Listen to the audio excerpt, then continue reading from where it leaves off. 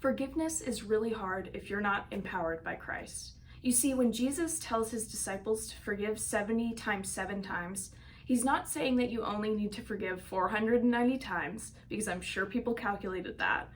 No, he's saying to forgive as many times as it takes, for as long as it takes.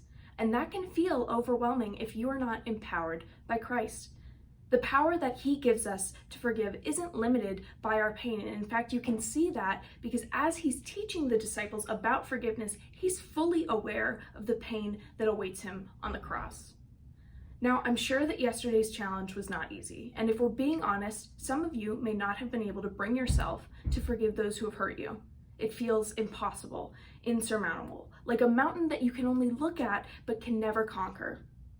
But it isn't impossible. It may be hard for sure, but it's not impossible. Have you ever heard the quote, "Unforgiveness is like drinking poison yourself and waiting for the other person to die"? That's something I kept coming back to as I was filming this week's devotionals. I was thinking through this and I realized that so many of you are drinking poison hoping for someone else to die. Jesus knows that in refusing to forgive, we cannot experience the fullness of life. Continuing to hold on to unforgiveness when Jesus gives us a better option is like you're drowning out at sea. And there's a rescue team that's coming with a boat. And they're ready to save you, and they're going to pick you up and take you into the boat. And instead of allowing yourself to be pulled into a boat and into safety, you are clinging on to a piece of driftwood because it's too hard to move from the driftwood to the boat.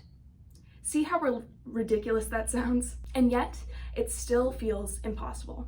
And that's because beneath unforgiveness is always the belief that we will not be okay if we forgive. We're terrified that if we forgive, we're going to lose something, or that the pain and the experience that we have will somehow be less valid or less secure if we forgive. But again, if we don't forgive, we cannot experience the abundance of God. Because when you're aware that you're clinging to Christ, it almost feels natural to forgive.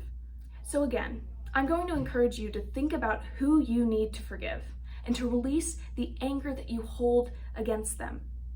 Stop clinging to control and instead cling to God. Let go of that piece of driftwood. Let go of the poison that you are drinking and allow yourself to be rescued.